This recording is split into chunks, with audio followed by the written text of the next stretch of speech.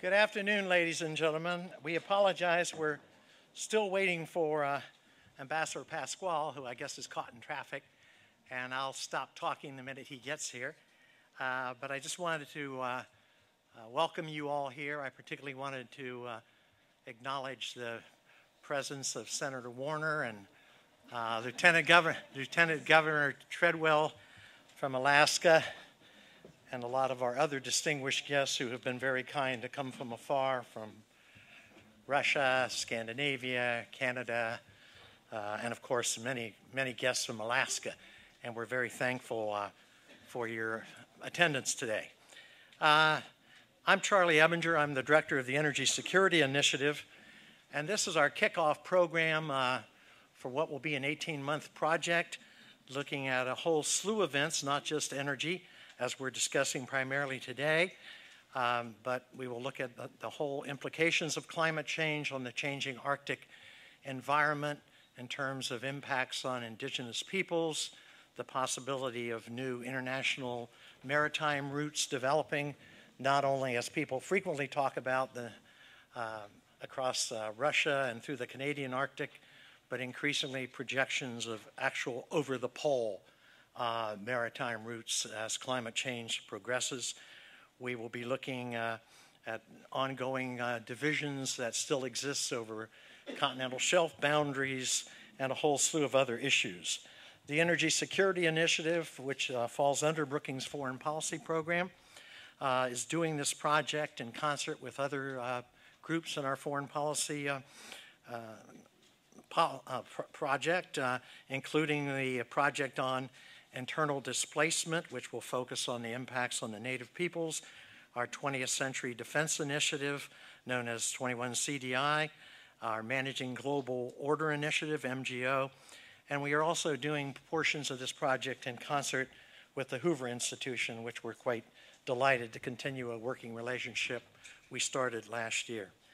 The Arctic, and especially the U.S. Arctic and Alaska, is a subject with which I have personally been involved for decades. In fact, Governor Treadwell and I were reminiscing that we first knew each other back in the early 80s in Alaska when we were both young men. And I see Carlos is here, so I will skip any further introduction and welcome Carlos. Ambassador Pascual is the State Department's Special Envoy and Coordinator for International Energy Affairs and was appointed to this position in May 18th last year. In this capacity, he advises the Secretary on energy issues, ensuring that energy security is advanced at all levels of U.S. foreign policy.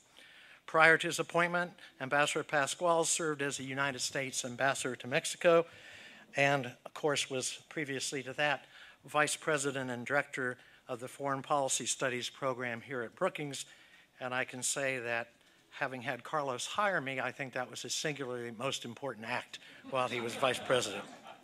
During his extensive career in public service, the ambassador has held positions in the Department of State, the National Security Council, and the United States Agency for International Development.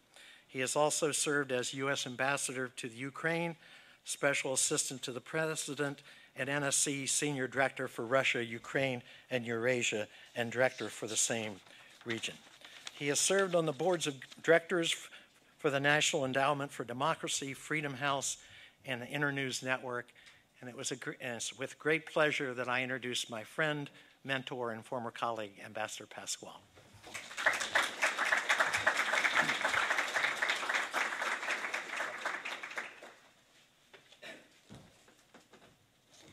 Charlie, thank you very much. It's a pleasure to be here, pleasure to be back here at Brookings once again. It's a familiar place to be. It's exciting to see what you've put together, and I congratulate you on the work that you've done on the study on the Arctic. When we were working on putting together the Energy Security Initiative many years ago, one thought about different topics that one could focus attention on that were critically important. This is really one of those examples of how so many issues come together, from energy, from geopolitics, from the environment to climate change. And so I'm extraordinarily pleased that you've been doing this work and have an opportunity to have a chance to comment and leave you with some ideas, and in particular ask you for some feedback. I also have to acknowledge another friend and colleague of ours here at Brookings, Strobe Talbot, the president of the institution, because in fact Strobe was actually critical to the establishment of the Arctic Council. Throughout the 1990s, as we were working on many issues in the former Soviet countries, I was, at that point was working at the White House, it was really Strobe that was the absolute driver who recognized how important this issue was and the ability of creating that capacity within the U.S. government and engaging with our partners internationally. So the linkages back here to Brookings in many different ways go a number of directions. I want to say a couple of words about just the bureau that I'm working on right now, just for a matter of context. In May of last year, when I came back from being ambassador in Mexico, Secretary Clinton asked us to create in the State Department a Bureau on Energy Resources. That bureau was officially launched and created in November. We now have about 55 people. We're organized around these three lines. We have three basic objectives that guide the way that we operate and we work. One is essentially the first column, managing the geopolitics of energy. Think about it as the energy world that we have today. 85% of it is hydrocarbons. It has massive implications for wealth and power. If we don't manage that aspect of it well, we will never get on to the future that we need to build. The second piece on energy, stimulating markets for energy transformation, is on how you create the demand factors that create the demand for renewable energy, clean energy, and energy efficiency technologies. In other words, how do we build the energy world for the future? And how do we incorporate those policy issues into our dialogue with other countries? And how do we also factor in the financing factors, the stimulants that are going to create the flow of hundreds of billions of dollars of capital that are necessary to achieve this kind of transformation? And finally, the third column is on energy transparency, governance. In some ways, I would actually call it energy poverty. And there are two types of energy poverty. One is with countries that actually have energy and don't use it to benefit their populations. And the other is with countries that actually don't have energy resources or access to energy resources where their populations don't. And how do we address these? And so that's been the mandate that we've been given. How do we bring a focus to these issues in the State Department?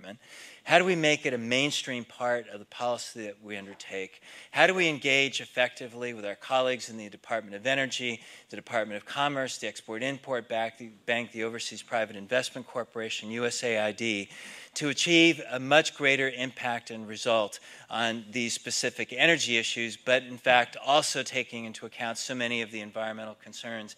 And you'll hear from one of my colleagues, Julie Gordley, from the Office of Environment and Science in the State Department. So that's the context for where I'm coming from. So let me come back to the Arctic. It's striking to me because it's an issue, as I was mentioning before, where the geopolitics are so key. The impact on global markets, both gas and oil and rare earths, is potentially huge.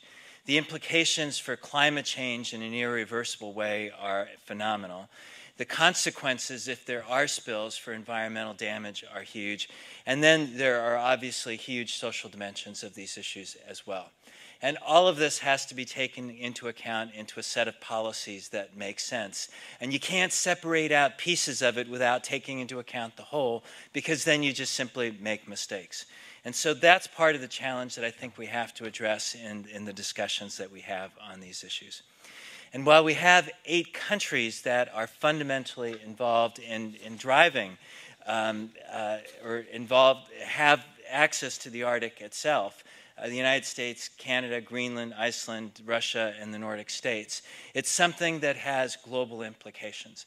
And so while we're going to talk about part of the responsibilities of the Arctic Council for governance responsibilities, and I know that you're going to be talking about that later, we have to think about it from the perspective that it's not just those 8 states, but we have to keep weighing what are the implications for the rest of the world as well.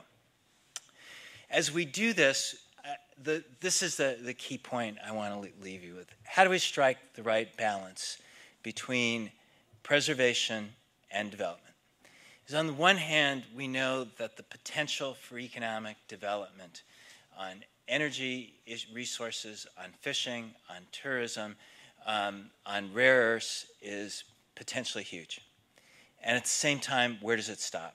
and how do you draw the lines? And one of the questions that we have to ask ourselves is what are some of the issues that become irreversible if you go too far? How do you create the right guidelines to be able to take you into the future? And what we have to recognize is that it isn't a theoretical concept, it's already started. These are concessions in Norway that are in the process of being developed. And so we need to look at this from a practical perspective of today, but even more of what's going to continue as we go on to the future. Part of the reason that these opportunities, ironically, are being created is because the Arctic ice is in retreat. And what we've seen over time is a receding of the caps, and it reached its peak low here in 2007. Where was it? Over here. Actually, I'm getting confused now. Natasha, help me explain the 2007 low peak and the other bottom points that we have on here. The volume, right, okay, good. Thank you very much. So the volume has been receding. It reached its low peak in 2007. And one of the impacts, the implications of what it's been having is, first of all, it allows you to move. And what we saw was that in 2011, the first Russian supertanker was able to move and travel through the Northern Sea route. The implications would be to cut the travel time from 21 days to 37 days, the comparison of the two routes that you see there. And so that, as a starting point, becomes one of the implications for the benefits. In addition to that, it's allowed and opened up the possibilities for greater exploration. What you see on the left are undiscovered oil reserves, on the right, undiscovered gas reserves. USGS did a survey in 2008, which left us with the estimates that the Arctic contains 13% of the global undiscovered oil reserves and about 30% of the undiscovered gas reserves. And so from an economic standpoint, it starts to tell you that, okay, the possibilities here for exploitation are huge. Some of that is beginning. In 2008, there were concessions that were awarded to Shell, ConocoPhillips, Statoil, Repsol, and Eni. They won exploration leases in the Beaufort and the Chukchi Seas. In 2011, Shell received a conditional federal approval for 6 exploratory wells. And in February of this year, the Bureau for Safety and Environmental Enforcement approved the oil spill response plans. In approving those, Shell had to make significant changes from what their original plans were in order to be able to assume a possible discharge that was 5 times that of what they had in their original plan, part of the results that we see with Macondo. So that drilling process is supposed to begin this summer with a shortened drilling season that's supposed to last about 3 months to avoid the icy conditions. The other constraint that we're going to see on development, of course, is cost.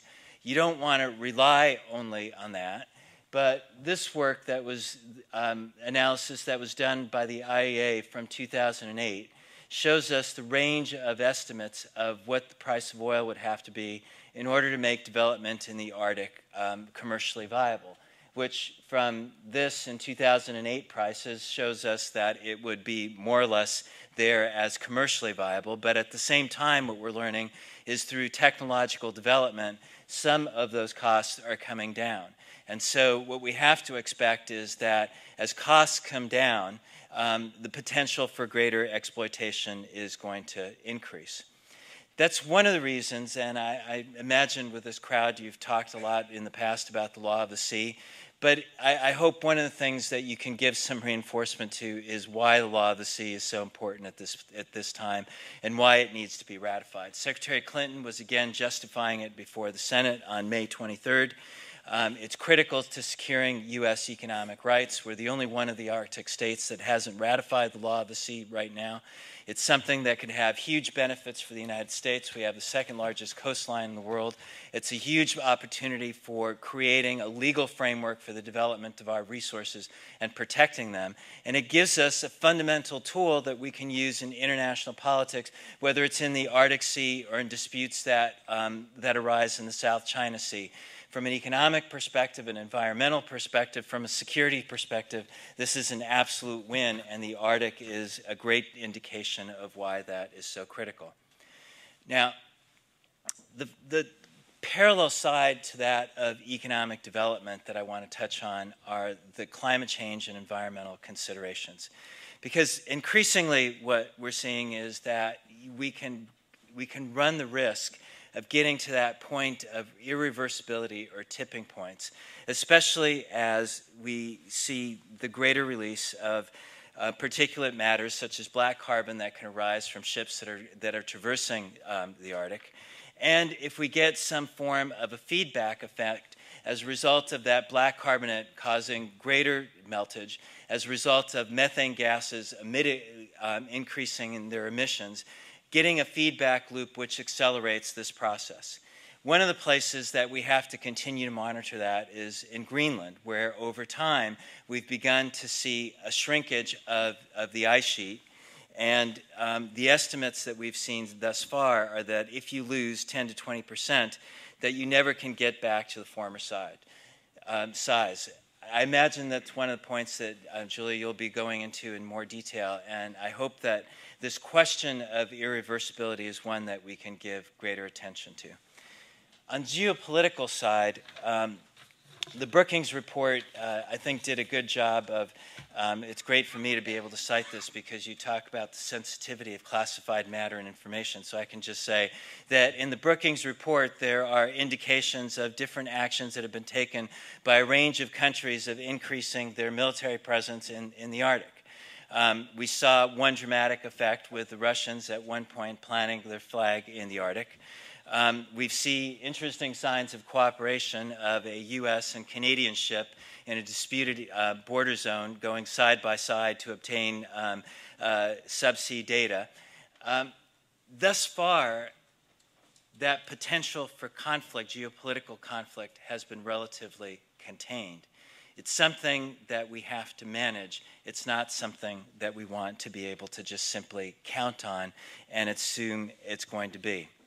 And as a result of that, it's been such an important factor that we've had the Arctic Council as a key form of governance that includes all of the states in the Arctic, a number of observers, a number of private and indigenous groups that have been participating on a whole series of issues, from long-term planning to the participation of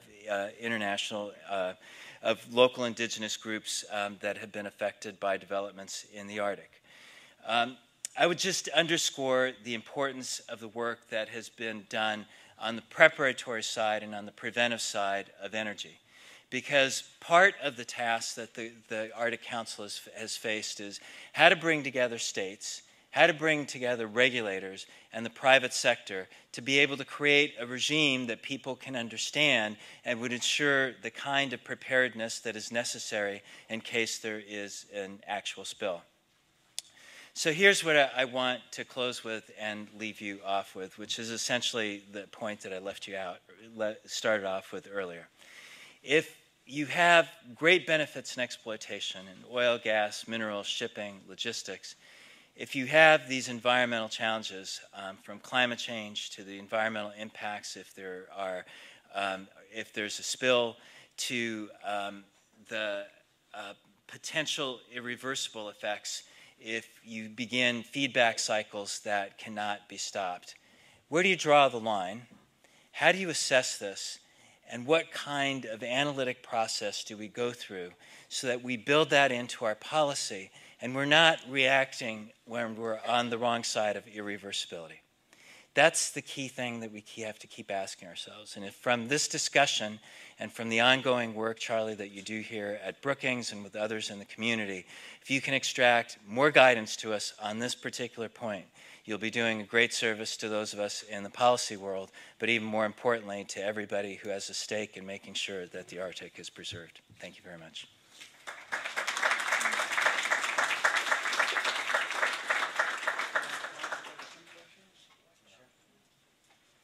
Carlos has time to take a few questions, so the floor is open. Please identify yourself. Please. Thank you. Rob Warren from DICOR. Would you care to discuss the emphasis by Russia on the eastern passage through the Arctic? Is that feasible, and how rapidly is it developing? I don't know how rapidly it's developing. Let me put this in a slightly different context. I remember actually on this stage some time ago, it was in 2009, when we were having one set of discussions with range participants, and there was somebody from the Coast Guard, and he was speaking quite from the heart, and he said, you know, I really don't know anything about climate change, but I tell you, we've been navigating through areas that used to just be ice. And the point that we have to keep dealing with here throughout all of the transport routes that we may be looking at is that, one, you have the effects of melting, and secondly, you have the impact of icebreakers that are increasingly brought into the region. And the two have an interactive effect. The more that you use the icebreakers, the more that you create the potential for warming and for meltage, which will lead to a cycle of increased traffic in the area. And so the critical point that I would point to is that for whether it's from a military perspective or from a commercial perspective, for all of the countries that are involved, there's a real process, there's a real interactive process here that we have to be sensitive to. And being able to document that, assess the process of change, and understand what the right kinds of policies are to take the right kinds of preventive measures is absolutely critical at this time. Yes, ma'am.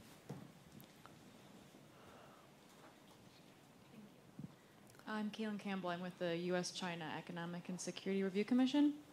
You mentioned, Ambassador, twice in your presentation rare earths, and you said that an increasingly open and accessible Arctic has huge implications for rare earths. And I was wondering if you could elaborate on specifically what those implications are. Thank you. I don't have the data on what the reserves are or the possible findings are on rare earths. One of the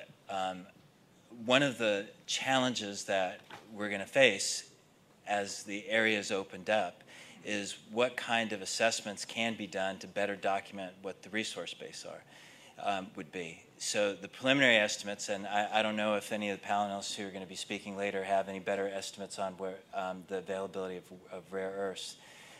But one of the estimates is that it will be one of the key resources that could be available. How that plays out in a competitive market vis-a-vis China is obviously an important question right now, which is the supplier of over 90% of rare earths on international markets today. Is that something that you have? No, all I can add to that, and you probably know this better, is that apparently Greenland has been one of the places where there's particular interest, and the Chinese have actually been in Greenland looking for rare earths. But anyone else? Anybody? Okay. Well, thank you. Thank you very much. All right.